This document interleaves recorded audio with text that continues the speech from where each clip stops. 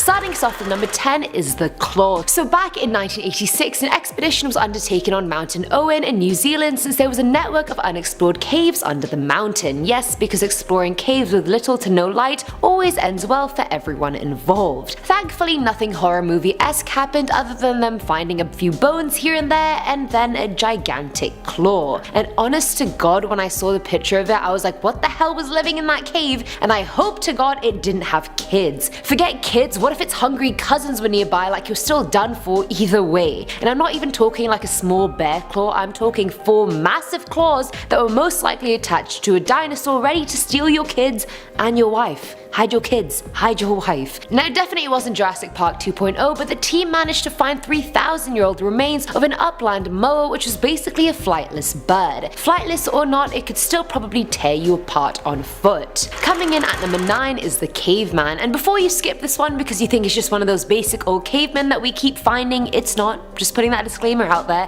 One day a speleologist, someone who studies caves by the way, was looking through the Lama Lunga cave network in Italy when he found the Altamura man. And I kid you not, if you have trypophobia, I really recommend not looking at this one or its pictures because it's really just very cringy. I get goosebumps just thinking about it and looking at it, and I don't want to. The skeleton of this man was covered with white bumps, as was the cave. It's like the man and the cave just became one. And I honestly don't know where one started and the other ended. What really happened was that a Neanderthal from way back when must have fallen into the cave and died of starvation. Eons later, a layer of calcium carbonate built over his remains, thus preserving them but also making you want to vomit. Basically, the cave ate him and is still eating him. After scraping off a bit of his shoulder, researchers concluded that Altamura man is the oldest Neanderthal ever found. Fact of the day. At number 8 we have cannibalism. We need backstory for this one because how did they just magically dig up cannibalism? They didn't, relax. Back in 1845, the Franklin expedition was a British voyage of Arctic exploration which went promisingly underway but ended up in disaster. On the way, the HMS Erebus and HMS Terror got stuck in the ice and were trapped a lot longer than expected due to very cold summers. By 1848, the 129 men aboard the ships decided to leave and do a 1,000-mile trek to the closest trading port, which was Hudson Bay. On the way there, researchers were sure the men suffered from many things like scurvy, hypothermia, lead poisoning, etc. that could have been what caused them to leave their ships, which were essentially their only food source. Like, they packed enough food to last them 5 to 7 years, yet they still left. Something doesn't add up. None of the men survived, and even the Inuit of the area stayed away from that region because food was so scarce. After recovering around 35 bones from the area, anthropologists noticed the bones had been broken and many had cut marks indicating someone had cut the flesh from the bones, so cannibalism definitely had occurred amongst the crew. But the bones also exposed something a lot more gruesome. They also showed signs of pot polishing, which means the ends of the bones were heated in a boiling cooking pot. And that only ever happens in the last stage of cannibalism, when someone extracts the marrow from a bone to get any nutrition they possibly can. This all goes hand in hand with what Inuit eyewitnesses said they saw, which were piles and piles of fractured human bones. Filling our number 7 slot is the Apple Store, and no, I'm not about to mention the 13th century Apple Store that archaeologists randomly found, and with it the iPhone -10C or X or whatever you want to call it. So basically, back in 2013, the company was breaking ground in Madrid in order to build another Apple Store because clearly they thought they didn't have enough. While construction crew were excavating the area, they found the remnants of a 15th century hospital just casually. The hospital was in use way back in the 1400s and treated victims of the plague. It was demolished in 1854 and sealed below the street until the Apple Store came along. When asked about the situation, Apple said they want to incorporate the ruins of the hospital into the glass box store design, so you know, if you walk into the Madrid store you'll find the iPhones on your left, earpods on your right, and the hospital ruins and corpses way at the back. Do ask for assistance from an employee if need be. And I am your favorite host. Back again, guys, with number 6, smallpox scabs. You go to the library and you try to make your brain smarter, and then the only thing that happens is you come in contact with an ancient disease. You pause your Netflix and pick up books only to get punished for it. This is like when there was E. coli in the romaine lettuce. Well, in 2003, Suzanne Caro went to check out some books at the Santa Fe College Library. She picked out some old Civil War books because she's a fun time, and in the book there was an envelope. Because she's a curious little devil, she decided decided to open them up and found a bunch of scabs. Scabs in an envelope? Must be my birthday. She found out by reading this old-timey book that the scabs were taking off patients with smallpox during the Civil War. So she kept them, then dipped them in chocolate and served them to her friends at a dinner party. I'm just kidding, guys. She called the Center for Disease Control because she's not as imaginative as I am. Coming in at number 5 is the letter. During the demolition of a fireplace in a house located in Caversham, builder Lewis Shaw found a letter. The letter was written sometime in the 40s by a little boy called David. I know you were hoping it was like some sort of murder confession letter or a steamy cheating confession, but alas, it was just a letter to Santa Claus. In it, he wrote, "Dear Father Christmas," that was quite formal. Anyway, "Dear Father Christmas, please can you send me a Rupert annual and a drum box of chalks, soldiers and Indians, slippers and any little toys you have to spare. Love, David." Well, any little toys you have to spare, how cute is that? Like, mate, he has a factory run by elves, he has more than a little to spare. Lewis really wanted to track David down to give him the letter, so he actually made a hashtag Find David media campaign and actually managed to find him alive and well. The internet. There you go. You'd assume David would have been like, "Bro, I wrote this 60 years ago, you think I care now?" But he was actually quite surprised and found it quite cute considering his kids now either asking for a motorbike or a bunch of Barbies. Chalk and slippers just won't cut it in this day and age, David. Get with it. At number 4 on the list, we have the Essex sarcophagus. As Stephen Drake was checking out an old home in the middle of being touched up, while walking through he came to a big gap in the wall. He decided to peek through. Now if this was a horror movie, this would be the point where something jumps into his eye and sucks out his brain. But instead of having his brain sucked out, he found a 3,000-year-old sarcophagus that was left there by the previous owner. The guy who used to own the home was now dead, so Stephen took the sarcophagus to get carbon dated, and it turns out the thing was legit. I hope Stephen got a fat payday for that. Some weird stuff about this is no one knows where the dead owner got this thing from, and there also was no body inside the sarcophagus, so no one knows where the mummy body went. Filling our number 3 slot is the baby. I can't even wrap my head around why someone would even do this or how they would do it, but here we go. Back in 1850, a Parisian couple were getting some work done on their home. Workers came in and started digging up the floor and walls, and a mummified baby just fell out of the wall. Legit, they were probably like, "Is this yours?" Obviously the couple was suspected of killing the baby right away, but they were quickly exonerated. The doctor used changes in corpses and flies to determine they didn't do it. First off, how on earth do you put a baby dead or alive in a wall? Forget dead, how do you have the heart to put a live baby in a wall and board it back up? Secondly, how are flies good murder conviction evidence? Like, am I the only one that thinks this is sus? This is sus, guys. And sadly enough, cases of mummified babies are so common even now. I mean, 2 were found in 2007, and those are just the 2 that I know of. I'm sure if I researched it more, I'd find a bunch. This just hurts my heart, I'm sorry. Che's here for comic relief, and I'm here for the morbid stories. Hey guys, I'm back to bring a smile to your face after Eamon bummed you out. On number 2 we have the mass grave of Tuam, County Galway. Okay, maybe I'm gonna bum you out too. In an archaeological dig, I bet you want to find like dinosaur bones or old weaponry, maybe even some fossilized dinosaur poop. That's a real thing, you should look it up. Underneath the former home for single mothers in Tuam, County Ireland was the remains of 796 babies.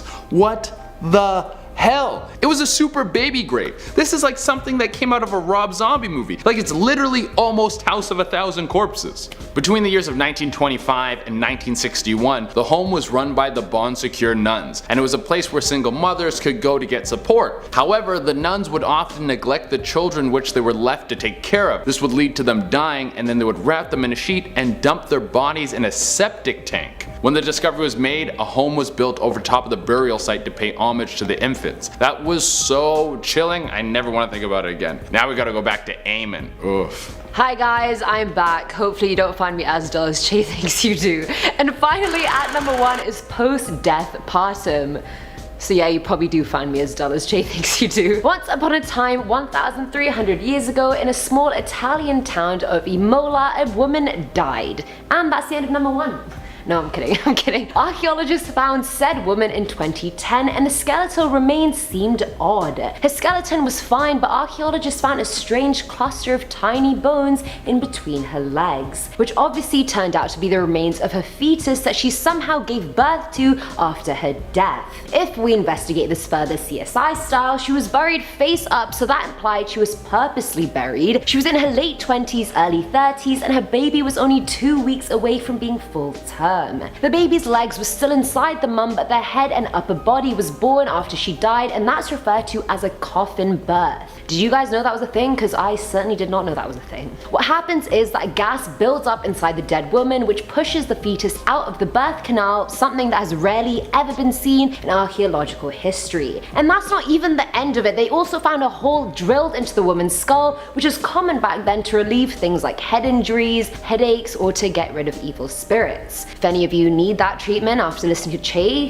hit me up. Starting us off in our number 10 spot, the Sumerian civilization. The ancient Sumerians were a group of people that suddenly became established in Mesopotamia circa 2900 BCE. No one is quite sure where they came from originally, but they believed and documented that their origins were not from planet Earth. According to ancient texts, the Sumerians were created by an alien race called the Anunnaki, who came to Earth after their planet Nibiru collided with another planet in the solar system. The aliens found themselves in short supply of gold, which they needed in their atmosphere, and saw that Earth was in high supply, so they landed here and created a new species that was half alien, half human to mine the gold for them. Now, it does sound a little crazy, but the Sumerians were real and they did have advanced scientific, agricultural, and technological knowledge, as well as an acute understanding of the solar system, which was highly advanced at their time. Researchers have recorded clay pot batteries that still contained electrodes, a flyable model airplane, as well as an unexplainable capability to cut large stones with exact precision. Not to mention that rockets, airplanes, and helicopters were all depicted on certain artifacts from the time too. Even stranger is that there is mitochondrial DNA evidence linked to a woman in Africa dating more than 100,000 years back near a gold mine. While of course we might never know for sure, the legend of the Anunnaki has made archaeologists question many things, and if it turns out to be true, it would certainly rewrite history. The Baghdad Battery. The Baghdad Battery is a fascinating ancient artifact that was discovered in Iraq in 1936, consisting of a clay jar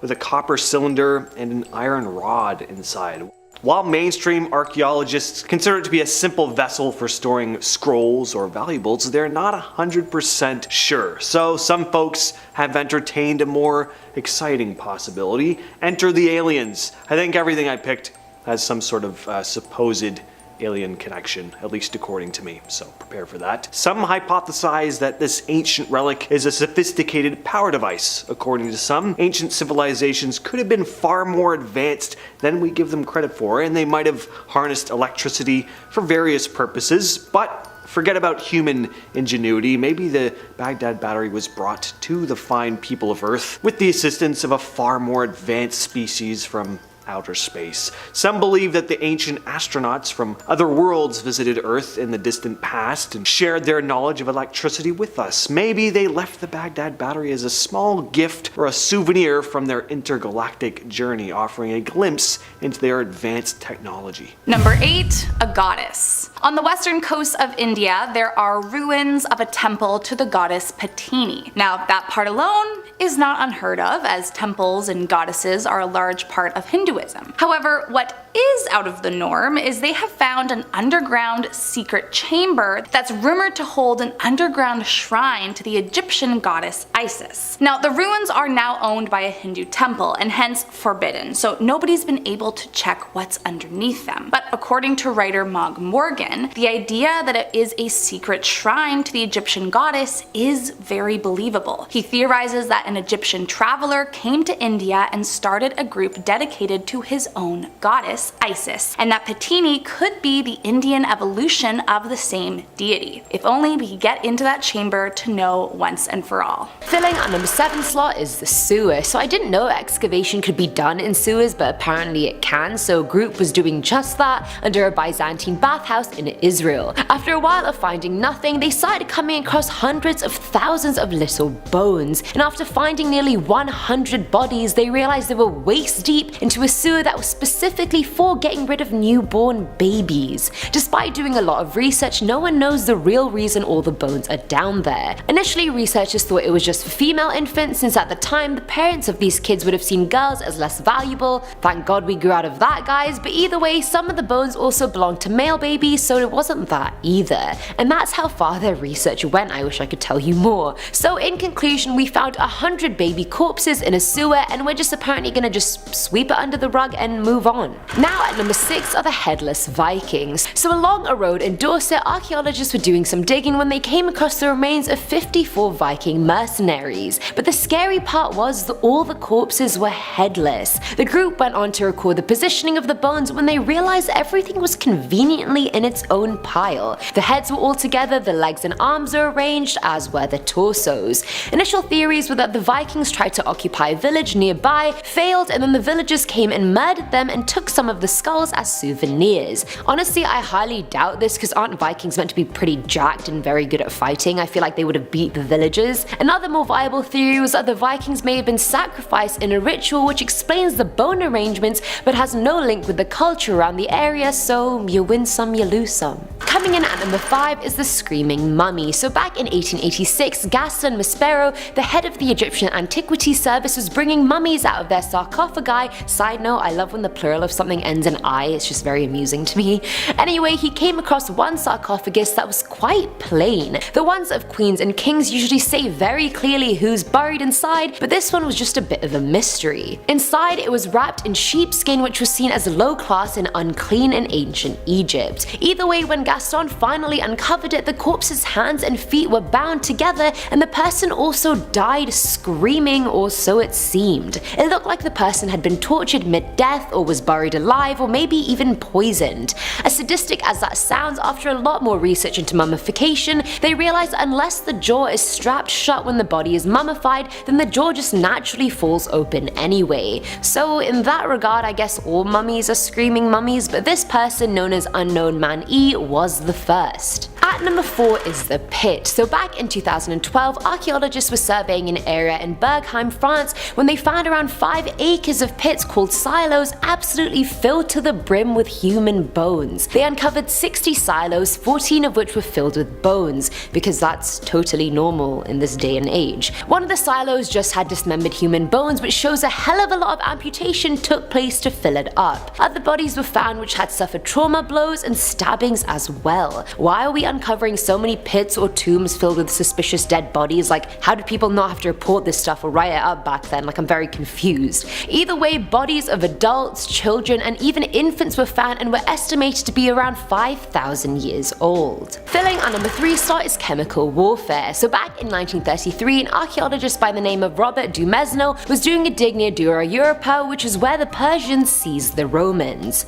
This whole video is a history lesson, I love it. During the dig, he went through several tunnels and he happened upon the bodies of 19 Roman soldiers. All the bodies were positioned as if they died running away from someone or something, and at the end of the tunnel was a single Persian soldier found literally clutching his chest in his armor. After an investigation and then a re-investigation of the original dig, another archaeologist found that all 20 men died due to one of the earliest attempts at chemical warfare. The Roman tunnel was above the Persian one, so they planned to break into them from above, but obviously the Persians could hear everything they were doing. So the Persians came up with a plan to light a fire in the tunnel and throw bitumen and sulfur on the flames, which caused all of them to die. As they breathed the choking gas inside, it turned into sulfuric acid in their lungs, leaving them all dying a slow and painful death. Now at number 2 are the Polish vampires. In 2016, a group of archaeologists were doing a dig in a cemetery located in West Poland. They uncovered graves dating back to the 13th and 14th century, but it was the way the bodies were buried that caught their attention. All the corpses were either mutilated, decapitated, punctured in the spine or sacrum, pinned down from the neck, or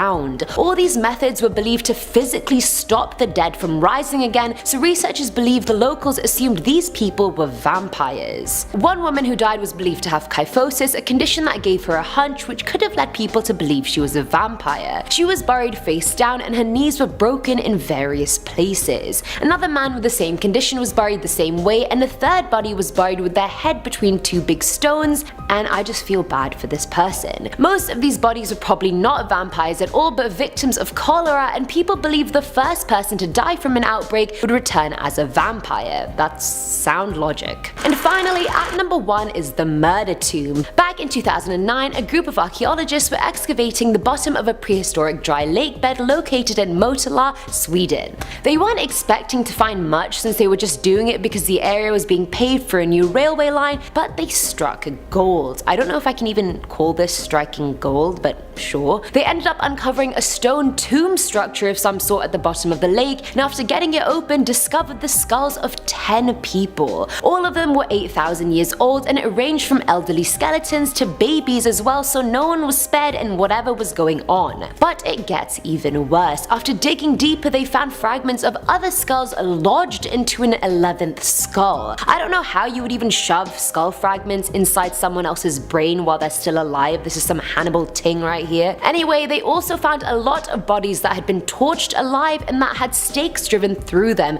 And that wasn't even from guessing. The group literally found 2 skulls with stakes melded into their skulls. No one can think of why the murder tomb was there. Perhaps some warriors mounted the skulls of their victims onto stakes, or maybe some innocent people were killing off a vampire infestation. I have no idea. At number 10, we have King Henry IV's head. I want to be such a badass in my life that when I die, people put in such an effort to make sure I stay dead. Either that or they do some sort of Weekend at Bernie's situation with strings on me and I'm dancing around. Well, when King Henry IV was assassinated, they cut off his head and buried it in another location. The location was a mystery to everyone until 2010 when it was found in some tax collector's attic. The dude had a 17th century cranium stored up there like old baby pictures. This guy bought it off an elderly couple. The elderly couple snagged the head in an auction in the late 19th century. Okay, I want to add to what I want to live like. I want to be such an awesome person in my life that people are selling my body parts off at an auction. It'll be like, next up, we got Che Dorena's prize scrotum. It said that if you pull off one of the hairs, any wish will come true. Coming in at number 9 is the tiny alien, and yes, I found this one after pulling one of those scrotum hairs and wishing on it. Honestly, I don't even know with this one. So back in 2003 in the Atacama Desert of Chile, archaeologists found a 6-inch tall mummified skeleton with a pointed head. And if you see the picture of this thing, it's actually tiny, like it's the size of my foot more or less, and now I can't tell if I've exposed that my feet are big or that this thing was tiny. My feet are normal sized, I swear. Either way, after close examination, researchers found the skeleton to have the bone density of a 6-year-old kid despite its miniature size. Even scientists were like, could this be our first ever alien specimen? Sadly not. After more and more thorough investigation, they found out the skeleton was in fact human after all, probably related to the indigenous Chileans. There were 7 different mutations in her growth genes, which most likely explains her overall smallness, but it is a sight to see. Honestly, I've never seen a skull shaped like that, and I'm not throwing shade at all. It's interesting. Alright, your favorite host is back, or back with number 8, head on a stick. Way back in the day when we were still swinging around clubs and we didn't really know what to do with dead bodies, cremating someone and then throwing their ashes over the parking lot at Cheesecake Factory by their request is a very new thing. Well, these Stone Age dudes thought taking heads and mounting them on sticks was the best course of action. An archaeological dig in Sweden found a bunch of heads mounted on sticks that dated back way before the Greeks were laying around with rock hard abs. It's unknown why these cavemen decided to shish kebab these skulls. They might have been enemies, and mounting the heads to sticks could have been a warning to other people not to come around or you're gonna end up like this head on a stick. Or it could have been a nice thing. Maybe when your buddy dies, you put his head on a stick so you can bring him around and give him little forehead kisses forever. It did seem like some sort of ritual, because where they found the mounted heads, there were loads of animal bones scattered everywhere.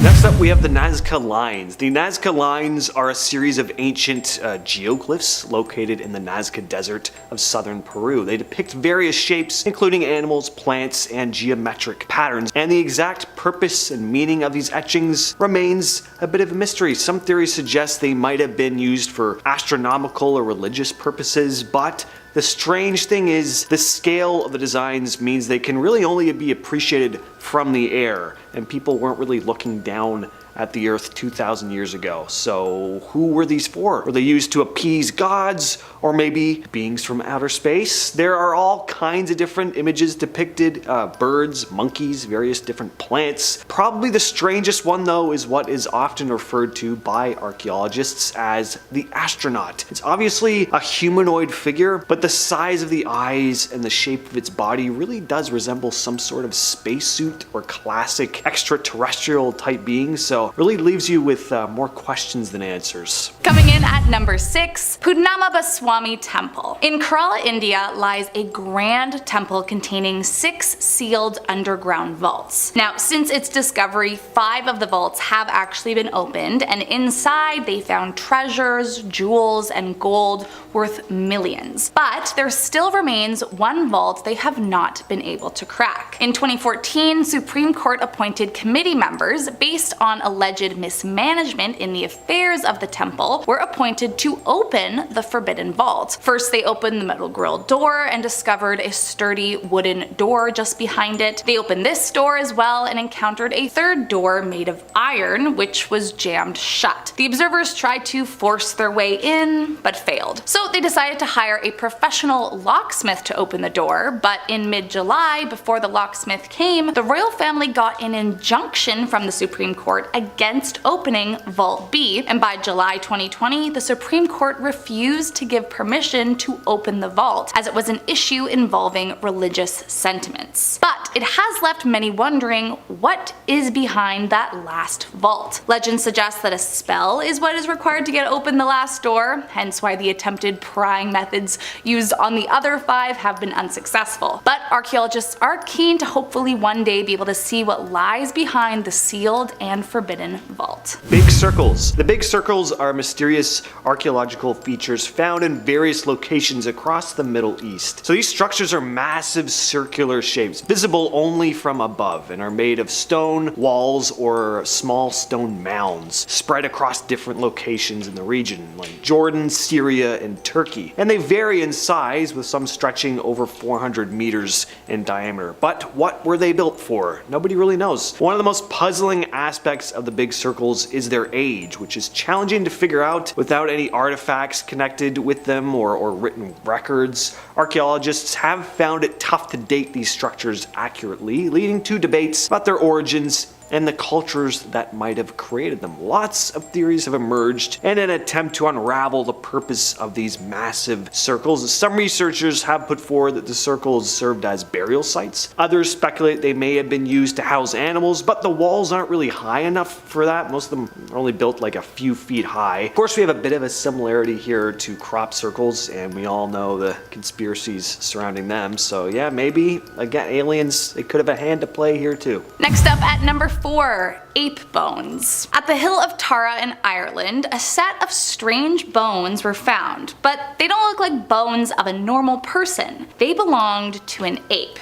And to make matters crazier, it's not even the only set of ape bones that have been found in Ireland. But the thing is, nobody knows how these apes managed to get there in the first place. And the only explanation is that someone, a long time ago, was taking apes up to Ireland and burying them there. One theory suggests that the apes might have been traded, but another theory is based on an Irish legend. The ancient legend claims that a group of strangers with magical powers came to Ireland on a massive ship and ruled the people from the Hill of Tara. Some think that the legend legend was based on a real event, and that the people they thought were magic were really a group of Egyptians with advanced technology. Now, this might seem a little out there, but despite that there are no native monkeys in Egypt itself, ancient Egyptians were incredibly familiar with monkeys, and they have held a permanent place in ancient Egyptian religion as one of the more important animal forms into which the gods might be transformed. On top of that, there's been actual DNA testing done on ancient Irish bodies that suggests they could have an ancestor from the Middle East. And near the hill of Tara, there are 3,800-year-old remains of a boy wearing what appears to be an Egyptian necklace. Next up, we have hobbits. In 2003, scientists found some bones in Indonesia on the island of Flores. These bones belong to small human-like species they named Homo floresiensis, or hobbits. The hobbits were tiny, around 3 feet tall, and were determined to have lived an estimated 50,000 to 100,000 years back. This discovery really changed how we think about our own ancestors. Before, it was believed that only our species, Homo sapiens, had big brains and were smarter than other ancient humans, but the hobbits' small brain challenged that idea. It made us realize that early human relatives were more diverse and interesting than we thought. Some researchers think that the hobbits might have come from an earlier human group and experienced kind of an island dwarfism, adapting to the new environment over time. Small islands can have a weird effect on the animals that live on them, but it's still not 100% known. Finds taught us that the story of human evolution is even more complicated than we thought before. Who knows what other species of ancient humans there could have been roaming around that we still, haven't discovered yet. They could also, of course, be aliens, but I don't actually know. I don't actually think that. Coming in at number 2, Lovelock Cave. In 1911, miners working in Nevada's Lovelock Cave were digging through piles of guano when they stumbled upon a massive wealth of ancient relics. The miners began searching, and as they sifted through the relics, they found something as exciting as it was confusing: the mummified remains of a 6'6" man with red hair. With this discovery, the cave became an archaeological dig site, and soon even more strange discoveries were being made. Things like 15-inch sandals which appeared to have been used, as well as a giant handprint that was twice the size of any normal handprint. Now, what is extremely incredible about the discovery is that there is an old Paiute legend that talks about red-haired, freckled-faced, man-eating giants who invaded the land and preyed on the Paiute people until they managed to chase the giants into a cave and set it on fire. And some have reason to believe that this archaeological discovery could actually back up the legend. Sadly, the original red-headed mummy has been destroyed, which makes everything a bit more difficult to prove, but one explanation is that the giants could have been a real group of violent European explorers, people who tormented the indigenous peoples and then met their end in Nevada. The Antikythera mechanism, a very fascinating archaeological discovery that continues to puzzle researchers to this day. It was found in 1901 off the coast of the Greek island of Antikythera in the wreckage of an ancient ship. The device seems to be this intricate mechanical calculator believed to date back between 150 and 100 BC. Its purpose and origin still not 100% known, but its complexity is pretty astonishing, especially for the time, meaning that more advanced technology could have been present in ancient times that we're completely unaware of. Some researchers think it was used for astronomical calculations or as a calendar, but it's kinda still speculative. What they do know is that the level of craftsmanship and sophistication involved is pretty impressive. It changed assumptions about ancient technology, and despite extensive research, certain aspects of its design and function remain unknown. Starting off this countdown, we have the Sinners. During construction near Oxford United Football Stadium, workers discovered a very creepy burial ground. The burial site had around 100 skeletons, and it's thought that they were 600 to 900 years old. The bones included someone with leprosy, someone who suffered a blunt force trauma, and a woman buried face down. What came of most interest to researchers was this woman. Typically, women were buried face down if they were an accused witch. or if they were a sinner. Researchers believe that this woman was actually a nun who was accused of getting it on with the priests. It was thought that if you bury any sinners face down, then this prevents the impure soul from threatening the living. Hence why she was buried face down. Moving on to number 9, we have the vampires. During the construction of a roadway near Gliwice in Poland, they came across what they thought were the remains of World War II soldiers. However, upon investigating, it was discovered that the remains belonged to vampires. Well, people who were accused of being vampires. They found that their heads had been chopped off and then placed on their legs. This was done to ensure that the dead stayed dead. Others were found with punctured spines or their heads wedged between heavy stones. Again, this was all preventative measures done to ensure that the vampires don't rise out of their graves. But these vampires were mainly people who suffered from diseases or deformities, which caused them to behave strangely. And strange or unusual behavior meant that you were evil. In our 8th spot, we have the Neanderthal family. Archaeologists in Spain discovered the remains of a family of 12 Neanderthals. But sadly, this family succumbed to a tragic fate around 49,000 years ago. The bodies were found with marks all over their bodies, leading researchers to believe that they were killed by a cannibalistic Neanderthal family. Yep, they were eaten alive by another family. So the bodies had thin slashes on their bones from tools, thought to be from the cannibals hitting the bones to break them, and then they would feast on the bone marrow. Then evidence suggests that when they were finished, they used the victims' bones to sharpen the edge of their own tools. Next up, we have the Greenland Norse textiles. These textiles are a collection of ancient fragments discovered in 1921 in various archaeological sites in Greenland. The textiles provided insights into the types of clothing and weaving techniques of the Norse settlers who lived in Greenland during the medieval period. The sites where these fabrics were found are part of the remnants of Norse settlements in Greenland, which thrived between the 10th and 15th centuries. Fabrics discovered include woolen garments and household items. They were remarkably well preserved due to the cold and dry climate of Greenland, which helped prevent decay. The textiles had a bunch of different weaving patterns, colors, and designs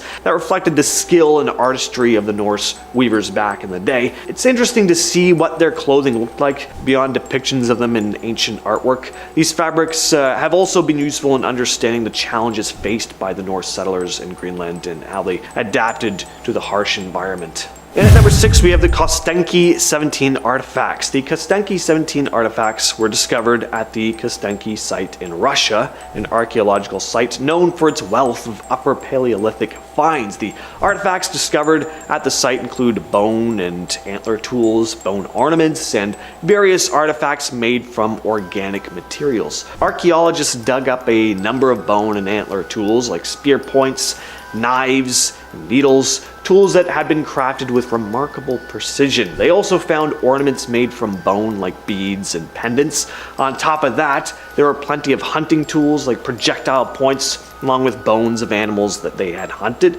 Some other notable discoveries at the site were engraved objects and fragments. These engravings often depict animals in geometric patterns, showcasing the type of artwork they would have made at the time. At our number 5 spot, we have the Siberian Ice Maiden, also known as the Princess of Ukok or the Altai Princess. This is a mummy of a young woman that was discovered in 1993 in the Ukok Plateau of the Altai Mountains in Siberia. The Siberian Ice Maiden was discovered by Russian archaeologist Natalia Polosmak in a tomb on the Ukok Plateau. The site was located at an altitude about 8,200 feet. The mummy is believed to date back to around 500 BC, making her approximately 2,500 years old. The mummy was found in a wooden sarcophagus covered with felt blankets and a cowhide rug.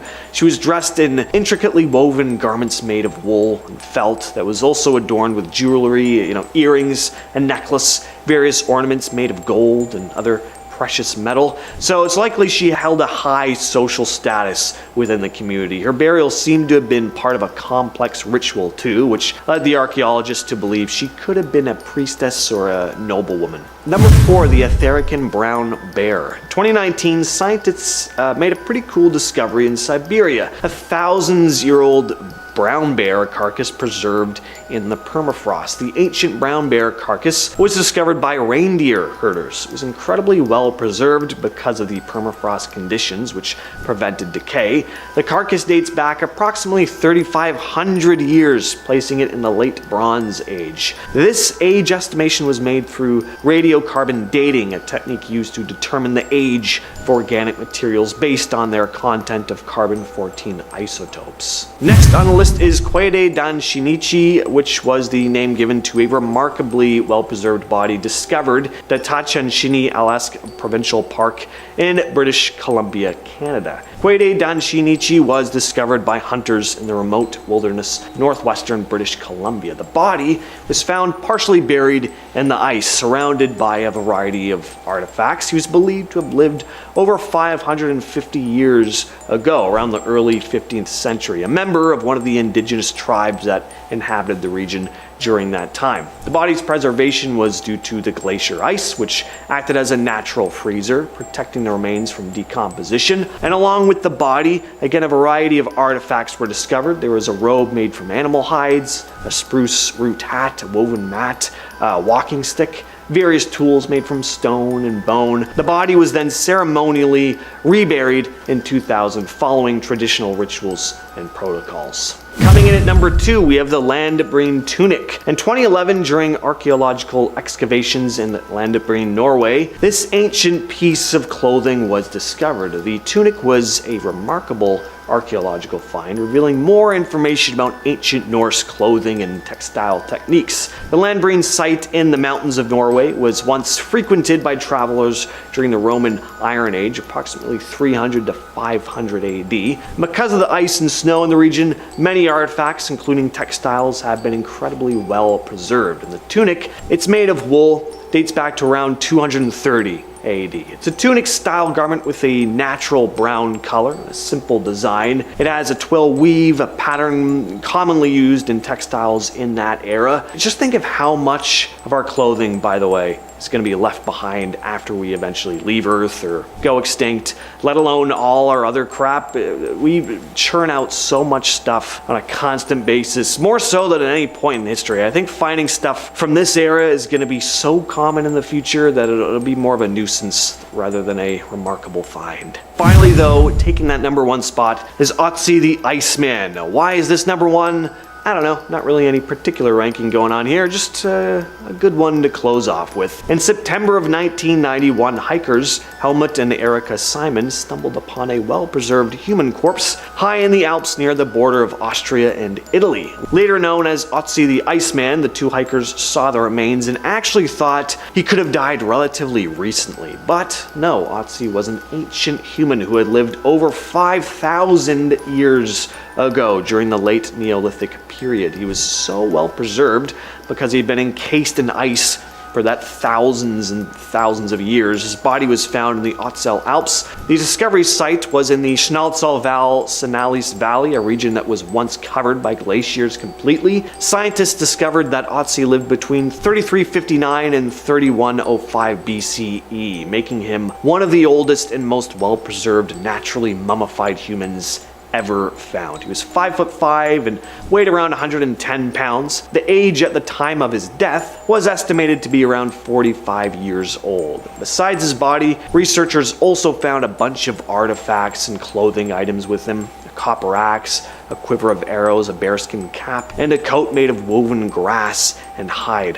Otzi's remains and belongings are currently housed in the South Tyrol Museum of Archaeology in Bolzano, Italy. And we are kicking things off with the 3,000-year-old arrow. This is a super recent discovery, just happened back in September. A glacial archaeologist named Espen Finstad was hiking through the Jotunheim Mountains in eastern Norway when he came across a wooden arrow. It was so well preserved preserved that to the naked eye, it would probably look brand new. It even still had feathers on it. But Finstad estimated that this arrow was actually around 3,000 years old. He later determined it was likely used by a hunter in the late Stone Age to early Bronze Age. Finstad stated, "What makes the arrow so impressive is its preservation. Though it is broken into 3 parts, the arrow remains attached to the shaft, as do the feathers, known as fletchings, which help to stabilize the arrow's flight path." So this is just one of the many artifacts turning up, once frozen under,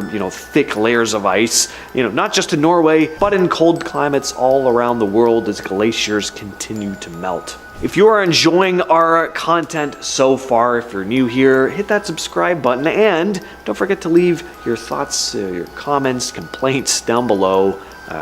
I'll usually read them. At number 9, we have Mummy Juanita. Mummy Juanita, also known as the Ice Maiden or Lady of Ampato, is an exceptionally well-preserved mummy of an Inca girl which was discovered in 1995. The mummy was found on Mount Ampato, a dormant volcano in the Andes Mountains of southern Peru, by anthropologist Johann Reinhard and his team. Mummy Juanita is believed to have lived during the Inca Empire, making her one of the best preserved ancient bodies ever found. She was approximately 12 to 14 years old at the time of her death. The mummy was found at an altitude of about 20,600 feet, and her discovery was kinda accidental. Reinhard and his team were actually on a mission to recover another Inca mummy when they stumbled on her in a crevice. She was wrapped in several layers of colorful textiles and buried with various offerings, including ceramic and metal objects, food items, and small statues.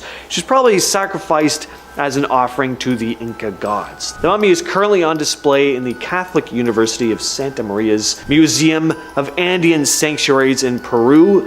So get over there immediately. Tap on her glass encasing and tell her Uncle James said hello. First person in the comments to do that will receive a wink emoji from me and a $10 gift certificate to Walden Books. Number 8, the Mammoth Mummy. No, this is not a giant-sized human mummy. That would be pretty awesome. This is pretty awesome too, but it's a mummified woolly mammoth. In 2010, a team of Russian scientists found a well-preserved mammoth in Siberia, later named Yuka. She was a young mammoth, about 6 to 8 years old, and lived around 39,000 years ago. Yuka's body was in really good shape. Its body measured about 2.5 meters in length, and it was remarkably intact, with her trunk, bones, some of her flesh, hair, and even eyes still preserved, making her one of the most well-preserved mammoth specimens ever found. It's pretty incredible to see, not that I've ever seen it in person, but based on pictures and video that I have seen of it,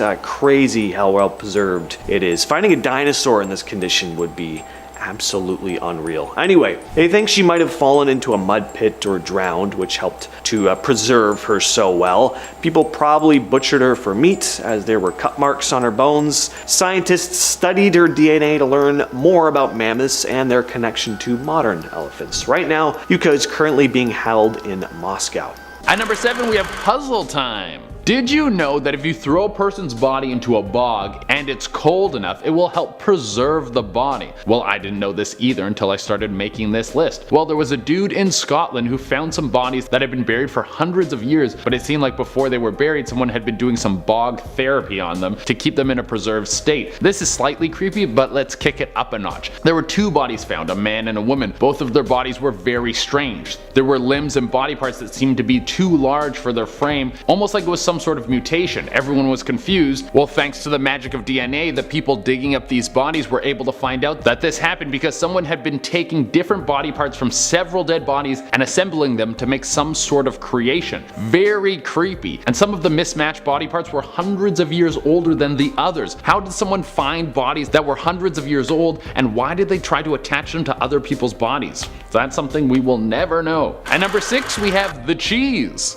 Usually people digging around in Egypt want to find a gold tomb that is filled with guys wrapped in toilet paper. But every now and again you find something a little more strange. A tomb in Egypt had a little snack inside waiting to be dug up. Why would this be on a list of scary things? Well, because the cheese was over 3,000 years old and was packed with some unknown bacteria. If someone was dumb enough to bite into this cheese, they could unleash a plague that could wipe out humanity as we know it. Death would sweep through the world and ravage every last man, woman, and child. There would be nowhere on earth that you would be able to be safe from the terrors of this bloody cheese. People would become cheese monsters, like all the creatures that walk around in The Last of Us, except they would smell like Parmesan. Well, either that or the dude would just get the worst diarrhea of his life, like poop water for like 8 weeks straight or something. Really, either is possible when you weigh it out. At number 5, we have Wolverine-ish. For this next one, it really depends on what part of the story you look at to whether or not this will be a nightmare to you. So in Italy, a body was found from someone who seemed to be from the 8th century. He was a pretty old dude, and this guy had his arm chopped off right above the elbow. Now that is the scary part, someone amputating part of your body. No one wants to have their arm chopped off at any joint. But in place of his missing forearm was a big knife. This guy had a stump, and then at the end of it was an engineered prosthetic that had a knife on it. He had a knife hand, which I think is cool as hell. This guy could be walking around in the year 800 punch stabbing people like a G. Punch stab, punch stab, punch stab, punch stab, punch stab. This guy's cool as hell. But I can understand why that would scare people, because you never want to be on the bad end of a guy punch stabbing you. At number 4, we have a gnawing sensation. The body of a Roman woman had a little surprise in her nether regions, and let me tell you, it's not a sexy one. Not everything below the belt gets hot. In fact, this was one of the most gross things that has ever been discovered, and I never want to come in contact with anything like this ever again. Well, this lady was found with a tumor in her pelvis.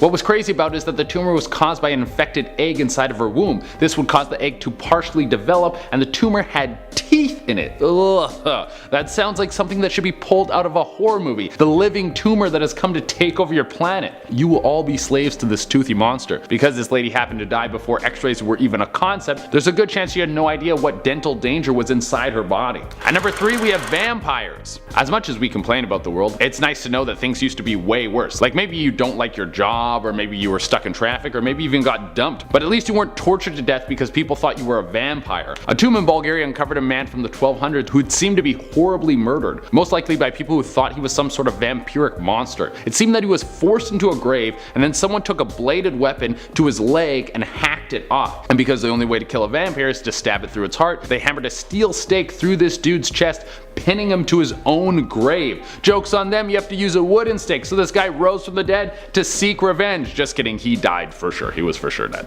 At number 2, we have Pit of Sorrow. Something this list has taught me is that things have definitely got nicer over time. I know the world isn't perfect, but this next point shows how commonplace brutality used to be. There was a pit found in Austria that had an entire tribe of people in it. 94 bodies were found, and they were all dated back to 5200 BC. Now, how did all these people from the tribe die in the same place? Well, they were attacked, and from the looks of it, it seemed like the opposing tribe came in to wipe them all out. Everyone in the pit had their head cracked open, and then had their knees and legs snapped, and some of them had arrowheads lodged in their backs. The thing that sent this over the edge is that 27 of the 94 bodies were children. This tribe, the attacking tribe, made sure that everyone was dead except for women. There were only 2 female bodies found in the gravesite, so this most likely means that the women were all taken into slavery. Alright, for the number 1 spot, we have some hidden tunnels that were dug up in Chavinduantar in Peru. The tunnels zigzagged into all sorts of hidden rooms that could have been used as some sort of hiding place or escape route from invading tribes, but it seemed that the main thing that the tunnels were used for was sacrificing people in rituals. Several bodies were discovered that were dismembered in all sorts of strange ways. They would be strapped down to altars and then mutilated to death. Some of them had their heads chopped off, and others seemed to have their hearts pulled out of their chest while they were still alive. Imagine someone putting a bag over your head in the middle of the night and then dragging you to some horrible underground layer and then cutting your still beating heart out of your chest. That's one hell of a Friday night. Alright everyone, that is our list. Thank you all so much for tuning in, and as promised, I'm going to be doing some more pet shoutouts. Remember, if you want me to shout out your pet, you can hit me up on Instagram. I pick new pets every day, so if you don't get picked one day, message back another day. And without taking any longer, let's shout out some pets. First we have Jason. A dude is super super cool. I like his style, very colorful lizard. Daniel sent in a picture of Pee-wee. Here's a little fur baby, I want to snug him so much. Then we have Heather who sent in a picture of her sleeping cat. Look at him just having a big old snooze, so cute. Tara sent in her fur baby Oscar. He's got a kind of sassy look to him, I like it. Sabrina sent in glamour shots of Dino. That lizard looks like it should be in a movie. And finally Max sent in a picture of her curious fur baby. I like how it's just like inspecting the camera, it's really getting in there. At number 10 we have a pit full of arms. I don't think anything nice was ever found at the bottom of a pit. No one has gone to the base of a pit and found a PlayStation 5 with The Last of Us 3. It's almost always death, and this pit was no different. Some archaeologists in France came across a super deep pit. Like if you fell in it you would die 100% of the time. There's no way you're sticking that landing, not at all. So it makes sense at the bottom of this pit they found a bunch of skeletons from people who had been thrown into the pit. It was Death Pit, which is the name of the metal band I'm going to start after this video. Now the thing that was so shocking about the bodies that were thrown into this pit of despair is what happened to the bodies before they were thrown into the pit. All the people had their arms chopped off and their skulls bashed in. Like, you're already going to throw the people to their death. Why would you mutilate their bodies before you chuck them in? The pit was literally layered. At the bottom layer was all arms and the top layer was all bodies that had their heads smashed in. Like some sort of sick cake. Who would do such a thing? Well, the bodies were dated back to 4000 BC, so their motivations were very unknown, but it's probably just because they were cavemen. At number 9 we have the black sarcophagus. This is my problem with archaeologists. They're always digging around finding things that maybe don't want to be found. Maybe something was buried 20 feet underground because it was never supposed to be opened ever again. Like the black sarcophagus. This thing was dug up in 2018 and right away people were saying that this thing was cursed. It got posted all over the internet and it spread around like a mid-tier meme. Like, you know, the kind of meme that lasts for like 2 or 3 weeks at best. Like when you look at it you just blow air out of your nose and then move on. Like that kind of meme. It wasn't great. Well, everyone said that this thing was going to rain fire from the sky if it was ever opened. I mean, and it does look like something pulled right out of a movie. And guess what the archaeologists did anyways? They opened it. Oh, this creepy box that might kill everyone? Let's just open it just in case. There might be a boat in there, who knows? Now nothing can be connected directly to the sarcophagus, but remember how much people were complaining about 2019 and saying a bunch of bad stuff happened? Coincidence? I think not. At number 8 we have head on your chest. How do you want to die? This might be something you want to pick because it's the only thing in life that you can guarantee. I want to die on TV saying something cool, so my death quote gets turned into a meme like 100 times. It's like all over the internet. I want my death to be turned into like an Infinity War level meme, like a huge level meme. Also, side note, Thanos did nothing wrong. But I don't think that these guys got to pick their death. There were some weird bodies that were discovered in England. They were dated back to the 14th century. The weird thing about these bodies is that they were all buried laying flat with their heads propped up on their chest like they were holding a basketball, which means that someone was chopping off these dudes' heads before they sent them into the ground. Not the most fun way to die, but at least they got to keep their head. They didn't start kicking it around like a soccer ball or something. If I was one of the guys in charge, I would bury them, but I would switch their heads around so the person finding them would have to do a match game to match up the right heads. In our 7th spot we have the screaming mummies. The first screaming mummy was found in 1886 by Deir el-Bahri. We call it the screaming mummy because the mummy was found with its mouth hanging wide open, looking like it was screaming. Then over the years more and more screaming mummies were discovered, and this became a huge mystery. Were they buried alive or tortured? Why did they look like that? Researchers had no idea for the longest time. Now, the mummy that Deir was analyzing, he assumed that he had just been poisoned, and his mouth was open because when the poison was slowly kicking into effect, he knew what was happening and was shocked. But new evidence suggests that he was actually hung. But turns out that most of these mummies look like they're screaming because they were poorly wrapped. Yep, it's as simple as that. The jaw wasn't wrapped tight enough, so the mouth ended up naturally falling open. Nonetheless, they look 1,000 times creepier than other mummies. Making our way down the list, number 6, we have the bog bodies. Over 15 years ago, a group of archaeologists were exploring an area in Scotland when they came across some very creepy bodies. The bodies were of one female and one male who died about 3,000 years ago. But because of the state that they were in, it was believed that their bodies were thrown into a bog where they mummified for about 300 to 600 years. After that, they were taken out and buried. But something was off about these bodies. The woman's jaw was too large for her skull, and the man's limbs were off. Well, turns out that these bodies were the combination of 6 different people fused together, like some sort of Frankenstein monster. The female was combined with body parts from several other people who died around the same time as her, whereas the male had body parts from people who died hundreds of years before him. And the bones weren't just pushed together, no, they were actually attached properly. So why would someone do this, and who did this? It's so creepy. We are now at our 5th and halfway mark with the sacrifices. Now, it's not new news that the Aztecs were a big fan of bloody sacrifices, but it's still quite shocking to come across sacrificial burial spots, because this next find revealed just how gruesome these rituals can get. So in 2004, a team discovered a number of decapitated and mutilated bodies outside of Mexico City. The bodies belonged to humans and animals. These rituals were performed as a way to feed the gods. It was believed that if you let the gods go hungry, then the sun would stop rising and the world would come to its end. In this burial spot, they found several skulls stuck together on a post, and others with holes in their head that were once used for decoration.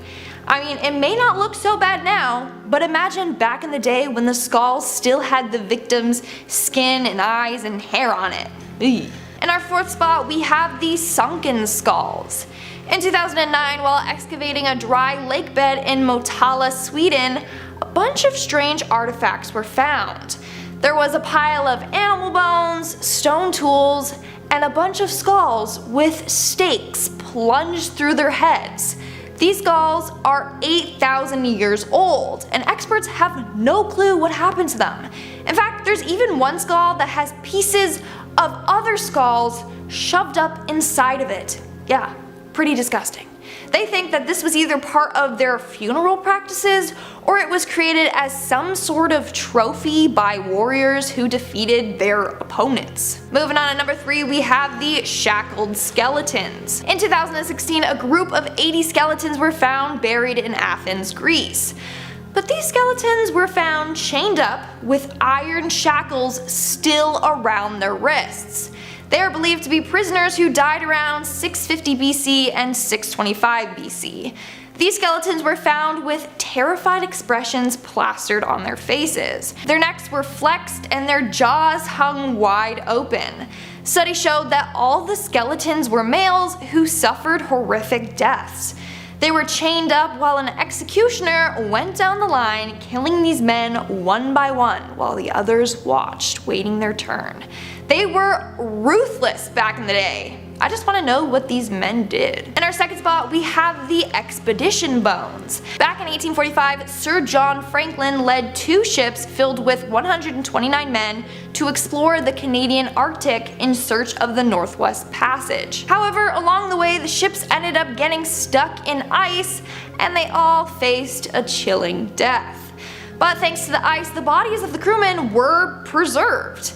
In the 1980s and the 1990s, researchers recovered the remains of the crew on King William Island, and they found some pretty terrifying things. It was thought that the crew resorted to cannibalism for their last couple of days. They had food aboard the ship, but many were sick from scurvy, tuberculosis, hypothermia, and pneumonia, which made them disoriented and a little wild.